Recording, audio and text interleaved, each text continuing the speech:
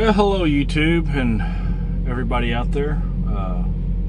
Those joining the video, I hope you're having a wonderful day. I'm hoping somebody's having a wonderful day because I'm not having a wonderful day. As you can see, you other drivers out there, especially those of you that have pulled reefer trailers before, you can tell where I'm at, right? I mean, it's quite obvious. I'm not going to say any names. I'm not going to mention a company, but I'm at a receiver unloading, and if you saw the previous video, I mentioned, I had a drop in San Antonio and one in Houston.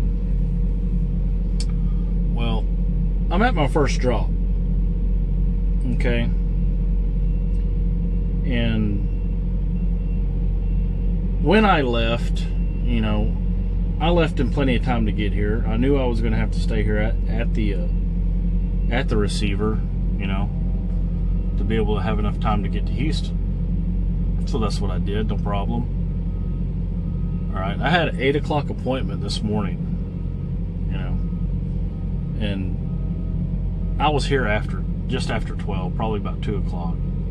2:30, but checked in at 7,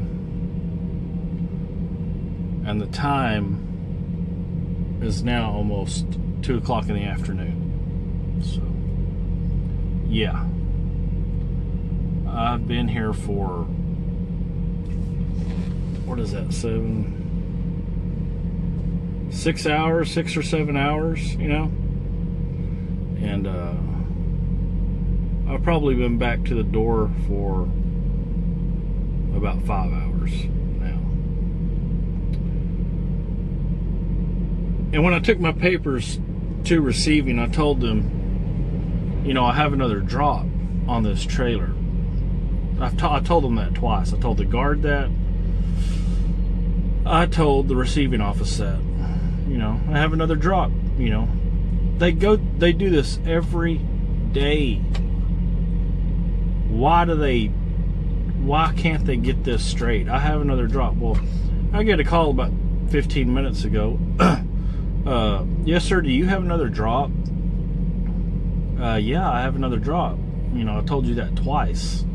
Actually, if you count the guard 3 times, and it should be on my bills, that I have another drop. Because you have a master, that you give them. A master BOL. So, anyways, checked in at 7. It's 2 o'clock now. Still have a red light. No call back yet. And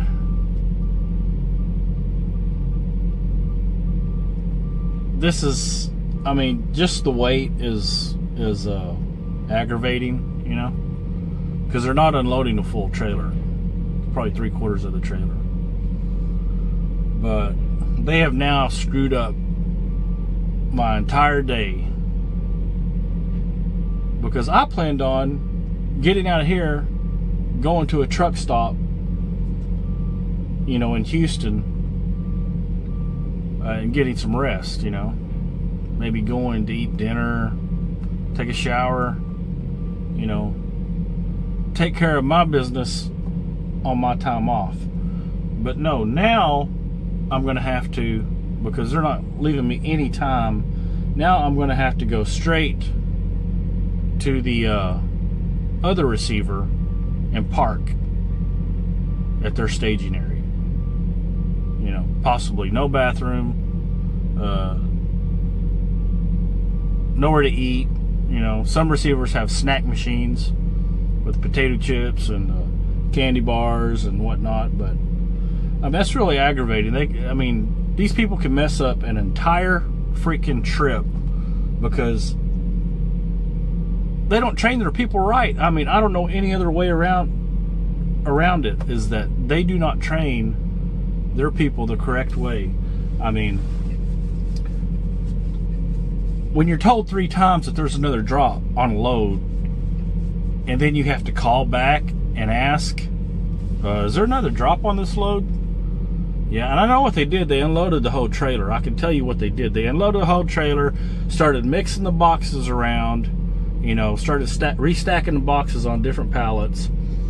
And then someone got the idea, oh, there must be another load on this trailer. Because we have more boxes than we should have. Way more boxes. Yeah, light bulb. Anybody, ring a ding ding. Oh my God. But yeah, and now I know what they're doing. They're in there trying to figure out which boxes are theirs and which boxes is the next stop. And oh shoot, man, we're a large company. We need to take a break now. We're gonna go on break. Screw it, we'll come back and get him. I mean, they're lucky that my next drop is only 3 hours away. I've got plenty of driving time to get there, but if it was further than that, I would have to reschedule the next drop. I would just reschedule it. I mean, it's so frustrating sometimes. And I don't usually run into this problem. It's just that these major companies, for some reason, these major companies, they don't flow right. There's always someone working there, either unloading the trucks or working in the office. Sometimes they have an attitude, and things don't get done in a proper time frame. And I'm telling you, they think that they're hurting the drivers by doing this. And they say, screw it, the drivers can wait. We need to do our thing. The drivers can wait. Actually, what they're doing is they're hurting the productivity of their company. I mean, if the cases aren't being moved, then what are they paying those people to do? I mean, don't they get paid by the hour? I mean, most of them. If they can't unload a truck within, or 3/4 of a trailer within 7 hours, I mean, what are they doing? What are they doing with the time? What are they doing with the company's money that they're earning to be able to move these trucks in and out of their facility? And how much does that cost the transportation industry in large when you have to reschedule because of incompetent employees at a receiver or shipper? I read somewhere that traffic accidents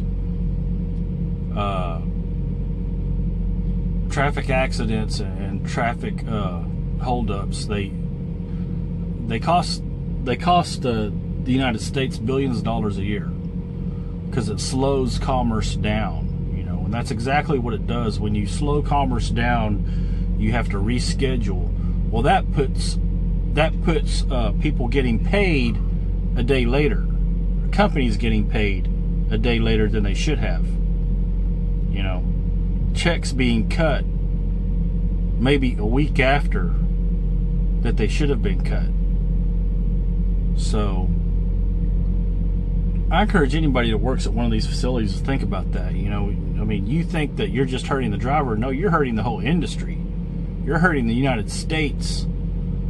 When I'm not saying you personally, because you may be very good at your job, but some of the people that work with you are incompetent or don't care about their job enough to keep production moving, to keep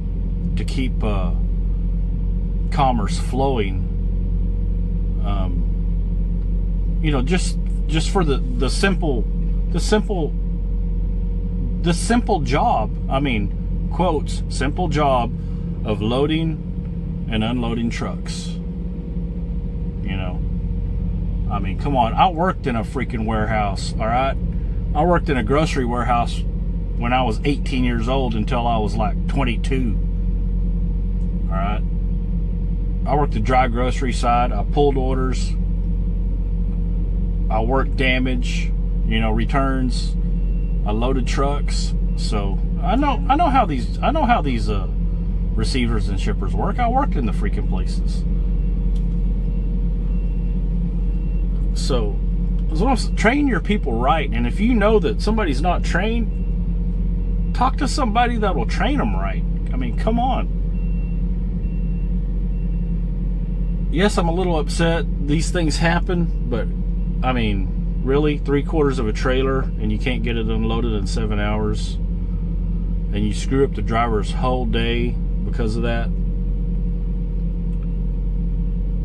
And like I said, if I had to go farther, if my last stop was further, I would probably have to reschedule the damn stop. I would probably have to reschedule. I would just call dispatch. So I can't make it because I'm not going to get a log violation for just because a shipper or a receiver, cannot do their job properly in a timely manner. But, I'm not mentioning any names. I just thought I would, let you guys know what's going on, give my 2 cents, and I mean, this is a little bit of what drivers have to put up with.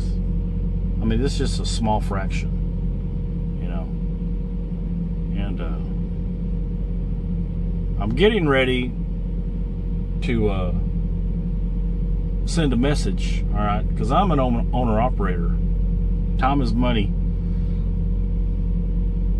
It costs, if you get determined for having to wait, some company drivers, they'll get a little bit of money, but, I guarantee you the company gets most of the money. But as an owner-operator, I mean, they're going to have to fork out the bucks if they pay me determined. And I know my company, my carrier will make them pay it too. And it's not cheap. I guarantee you that, because I've seen the determined checks. I've gotten them before, and it's not cheap. It's going to cost that receiver a lot of money.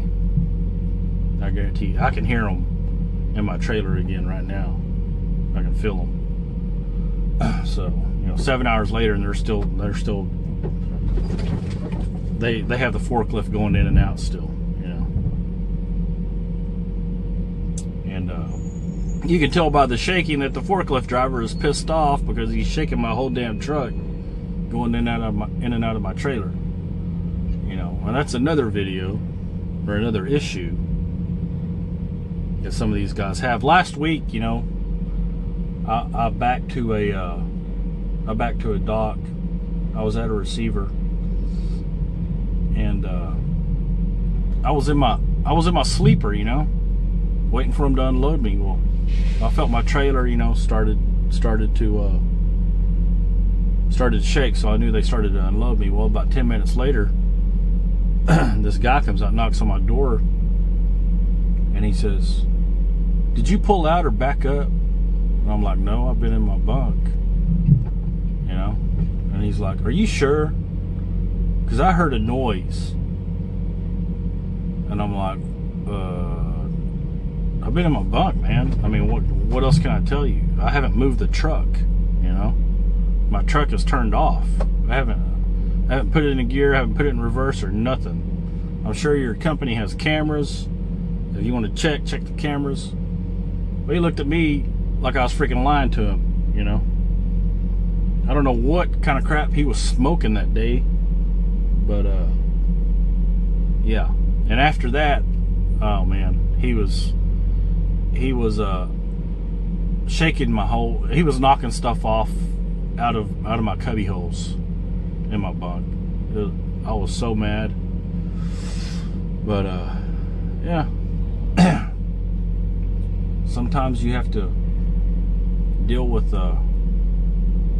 weird individuals, and it takes a lot of patience. It takes a lot of patience to be a professional driver.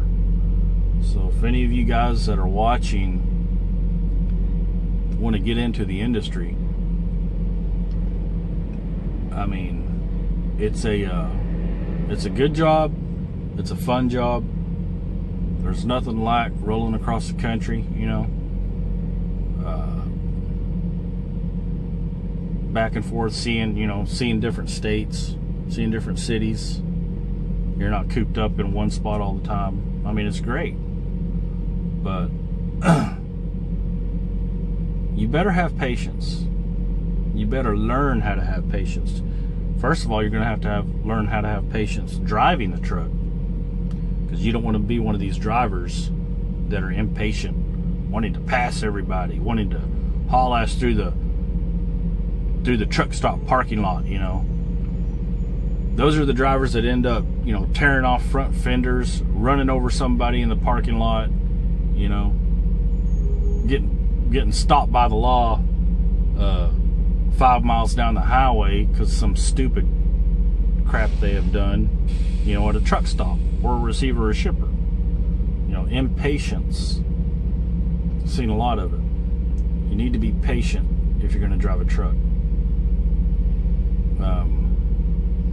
Another scenario is, you know, crossing railroad tracks. Are you going to be impatient crossing a railroad track?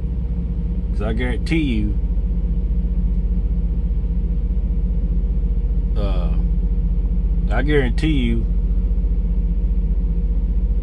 if you try to beat a train with that truck, yeah, your truck's big, and you may be loaded down, but that train's going to win every time. And I've seen drivers, you know, cut it close because they're impatient. I don't know what their deal is, whether they want to be home, you know, they're going so fast, they think they're going to make 10 seconds, you know, and they think their life is going to change if they get home, you know, 10 seconds earlier, you know, or get to a receiver or a shipper 10 seconds earlier, you know, and it's not, you know, just take it easy, chill out, be safe driving, be safe going through the parking lots, be safe backing, don't get in a hurry. I've seen drivers that, you know, back up in a hurry, and I have no idea why. Why do you need to do that? Why do you have to, you know, some of them put it in high gear because you have a low high, and you can use the low high in your backing, but I've never ever used the high gear in backing. I have before when I was in construction, but you know, I was by myself when I was doing that. There wasn't any trucks around, and I know nothing was around me when I was doing that. But yeah, I've seen drivers do that at shippers, receivers, and in truck stops. And those are the kind of drivers that don't last. I mean, don't kid yourself. They may be a decent driver, but if they keep being impatient, you know, give them a couple years, 1-2 years.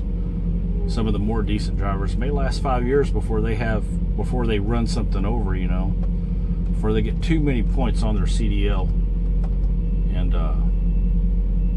they can no longer drive legally. So patience is a virtue. Yeah, that's a good phrase. And kind of got off topic with that a little bit, but